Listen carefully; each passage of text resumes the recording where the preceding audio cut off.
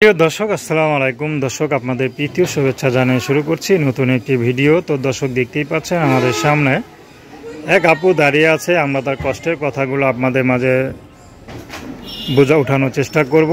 তো জানবো আপু কেন আমাদের ইউটিউবের মাঝে আসলেন, তিনি কি বলতে চান, তার কী উদ্দেশ্য।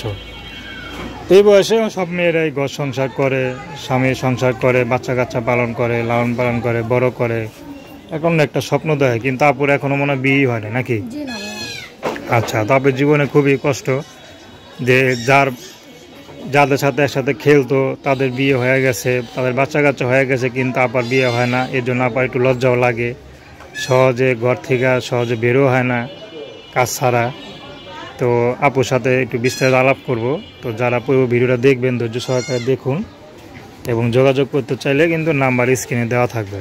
তারপর আসসালামু আলাইকুম। ওয়ালাইকুম আসসালাম। কেমন আছেন?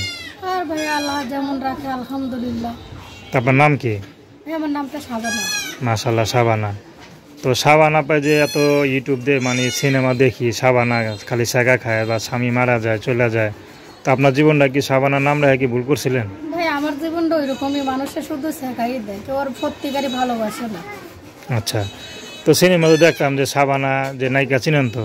জি ভাই, সবাই চিনে, যে সারা জীবন যত সিনেমা করলো খালি দুঃখ আর দুঃখ, কষ্ট আর কষ্ট। সেই কষ্টের ভাগ কি আবার আপনার দিয়ে গেল নাকি? ভাই এই যে ওইরকম জীবনটা আমারও। আচ্ছা, আপনি এখন আলমগীরের খবর পান নাই না? জি না ভাইয়া। আচ্ছা, কি করেন আপনি? হ্যাঁ, আমি রাত জোগালির কাজ করি, সেলাই মেশিনের কাজ জানি, পার্লারের কাজ জানি, কিন্তু বেকার। রাত জোগালি কাজ করতে হয়, কারণ আমার তো বাবা নাই, কি বড় একটা ভাই নাই, ছোট একটা ভাই আছে, তাকে মাদ্রাসা পড়ালেখা করাই, কিন্তু 1 মাসের বেতন দিলে 2 মাসে দিতে পারি না। আম্মু একটা আছে স্ট্রোকের রুগী, মাসে 3000 করে টাকা ওষুধের লাগে। অনেক কষ্টে করে ভাই আমি প্রতিবেদন আইছি। আচ্ছা আচ্ছা, তো এই যে আপনার এখনো বিয়ে হচ্ছে না, আপনি কি ইচ্ছা করে করতেছেন না নাকি? না ভাইয়া, বিয়ের ঘর আসে, সব জায়গা থেকে আসে, কিন্তু ভাইয়া কতজন আসে মনে করেন যে নেশা করে মাতাল, তারপরে সেটাও ঠিক আছে, আমার ভাগ্যে যেটা আছে ওইটাই তো আমার মাইনে নিতে হবে, কিন্তু আমার আম্মু তো যৌতুকের জন্য দিতে পারে না, আমরা নিজেরা একবেলা খাইলে একবেলা খাইতে পারি না। আচ্ছা, তো যৌতুকের জন্য দিতে পারে না? বাবা নাই? না ভাইয়া, বাবা মারা গেছে আজকে 11 বছর। পড়াশোনা জানা আছে আপনার? ভাইয়া চলার মতো। চলার মতো আছে। আচ্ছা, তো আপনার কোনো পছন্দ আছে এই সময়? আমার কোনো পছন্দ নাই। আমার কথা হলো কি, দর্শক ভাইদের সামনে আসছি, যদি কোনো ভালো মনের মানুষ পাই, আমার পাশে দাঁড়ায়, আমার দায়িত্ব নেয়, তো ভাই আমি তার কাছে বিয়ে শাদী বসবো। সে বিয়েস্ত হোক অবিয়েস্ত হোক সেটা আমার কোনো সমস্যা নেই, সে বুড়া হোক জোয়ান হোক সেটা আমার কোনো সমস্যা নেই। আমি চাই সত্যিকার একটা মানুষ যে আমার দুঃখ কষ্ট বুঝবে, সারা জীবন আমার পাশে থাকবে।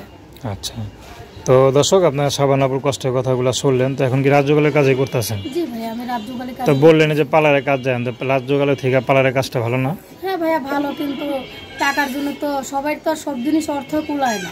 না, আপনি কাজ চাকরি করবেন না ভাইয়া, আমি অনেক জায়গায় চেষ্টা করছি কিন্তু পারি না। কেন ভাইয়া এখনকার মনে করেন যে নিজেরাই লোকের মনে করেন নিজেরাই পার্লার দিয়ে নিজেরাই কাজ করে মালিকরাই। ও আচ্ছা আচ্ছা আচ্ছা, মানে কর্মচারী রাখে না তো?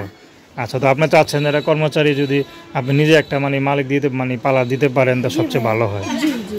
আচ্ছা, ভালো কথা। তো কে যদি আপনার একটা বড় সড়ো একটা পার্লার দিয়ে দেয়, সে যদি আপনার দায়িত্ব নিতে চায়, আপনি করবেন? জি ভাইয়া, যদি কেউ আমাকে এরকম করে দেয় তো সারা জীবন, যদি সে বুড়াও হয় তা ইনশাল্লাহ, যদি সে মনে করেন যে চলতে না পারে, যখন এখন সে আমার বিপদে দাঁড়াবে, কিন্তু আগামীকাল যেমনও দিন আসতে পারে যে উনি বিছনা পড়ে যাবে, তখন আমার শরীরের 1 ফোঁটা রক্ত লাগলে আমি বিক্রি করে তার পাশে থাকবো। বাহ, ভালো কথা বলছেন।